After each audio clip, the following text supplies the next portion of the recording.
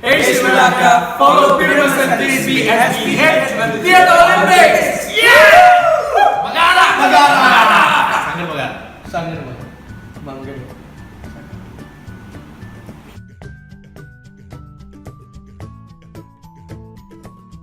So we're really thrilled to be invited and selected actually to perform at the Theatre Olympics in this year's host country, which is India. We've got performances in two cities, in Delhi and in Kolkata, and we're really excited that it is Pyramus and Thisbe with a new cast of new leads playing the roles. So we're really passing the Olympic torch, if you like, to the new generation. It's one of my most performed plays. For 12 years it has been performed and studied. We've even got like a fan group of people who come every time to see it as a tradition when it was performed almost every year. And we're hoping that this new performance, which is quite challenging because we are not only performing it just in it's traditionally performed in Shakespeare's text, which is in English and Sinhala, whatever we added, and in terms of text as well as in dance narrative. But here we've taken on the challenge to perform it in Shakespeare's text, but also in the Hindi language. So we're really learning Hindi, and from the opening there are entire scenes which are done in Hindi. So we've taken on the challenge. It's quite exciting and a lot of fun for us as well. And we did something similar in 2016 as well, when we performed at the Bharat Ram Mahotsav. Well, essentially the leads and the production itself will be with our local artists, and what we've been doing even with learning the Hindi language is it's not Google Translate, by the way. We work with actual people who speak the language to learn the colloquial dialect, and I believe in fidelity of representation, whether it is a community or language. And as someone who studied linguistics in the University of Colombo, you have to get the correct words. So we also double check when we go there, and we even in Ahmedabad and in Delhi we were always checking about that.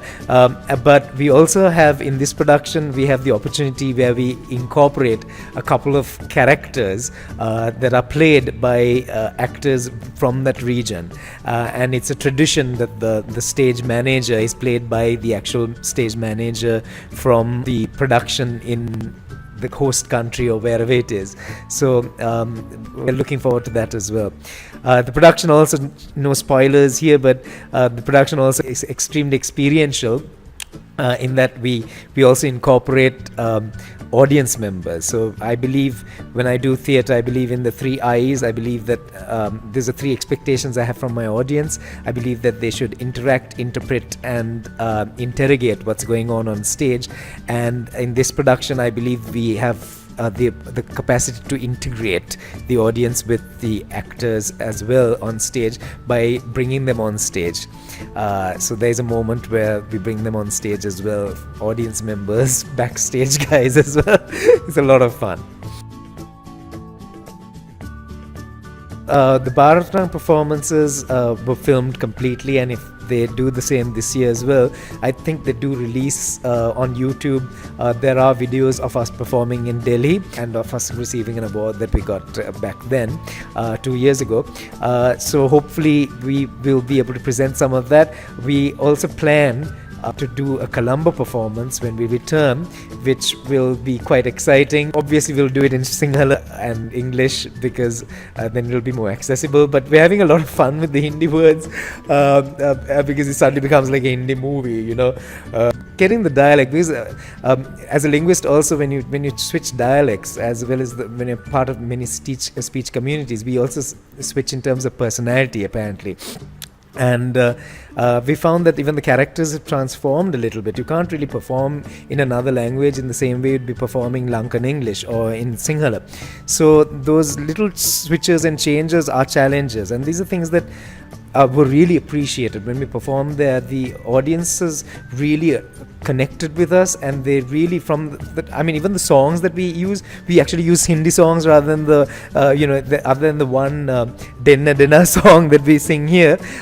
We actually incorporated some of the more Bollywood-like songs, and the audiences were cheering with us and roaring, and it's very interactive, the play. You get that response immediately, and it's working when it's working. I think Center Stage over the last 17 years has been focusing on creating, promoting new writing for the stage. I worked with the Royal Court Theatre for many years in residencies and learning my craft as a writer. I used to do workshops even with the single language artists in trying to create new adaptations, rather than just adaptations and translations, but new theatre to talk about Sri Lankan identity, the culture, the issues that we face in Sri Lanka, and to really take that to an international platform. And I believe that Center Stage has been doing that for the last 17 years, from our first play that travelled overseas, which was The Ritual in 2002 when we performed in Bangalore. It was also a collaboration from 1999 where we actually performed my plays. Before it was performed with the Sri Lankan cast, it was performed with Indian actors, with a Bangladeshi director and a British director before I took it on, and then took my actors overseas. So there is that way in which you culturally have an exchange of ideas, nourish the work so that we're not really closed in our little ponds and big fish in a small pond, or bringing down, or just celebrating and going gaga over foreign imports or pre-packaged shows, but we are, though there's nothing wrong with that. I think it's important to add to literature. That's what we're doing. Our plays have been studied, even the adaptations have been studied over the last 17 years, and I believe that that's what we're really doing for theatre in Sri Lanka and theatre for South Asia and the world as well. It's wonderful when people from overseas, from Singapore or Doha or Jakarta or India, they ask us to please bring our shows overseas, and we've taken our shows through Center Stage. I've travelled and I've performed in Poland, in Norway, we've done workshops in Doha, I performed at the Edinburgh Festival. So we're constantly travelling and taking our theatre, our little shows, if you like, our little culture to other countries and celebrating it. And Piramasanthi is the ideal play for that, because it uses Kolam theatre, mass traditions, Thoil, the roots of Lankan theatre, if you like, and also Nadagam and those styles, and not really bastardizing those, but paying homage to those traditions, but also using the fun, comic, slapstick elements of theatre as well, and Shakespeare's text, and merging it into this celebration of Lankan theatre.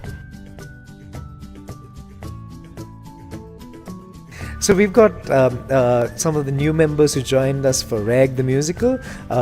Each year, and with each new production and workshop that I do, I like to incorporate new actors and really give them a chance to showcase their talent. And so Dion Naniakaro played the role of Joseph, is playing the role of Puck this time, which is a mischievous character, and he's really had to work on his dancing for this, and he's really doing well.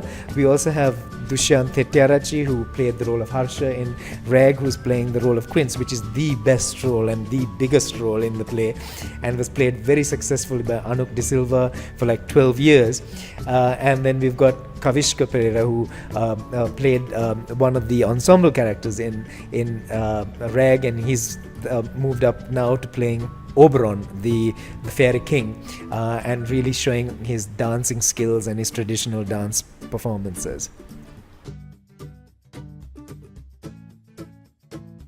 We have lots of new projects that we're going to work on. We've got new musicals, we've got workshops, we've got the Frankenstein project, which is a project I've been working on since 1999, which is an original huge mega musical.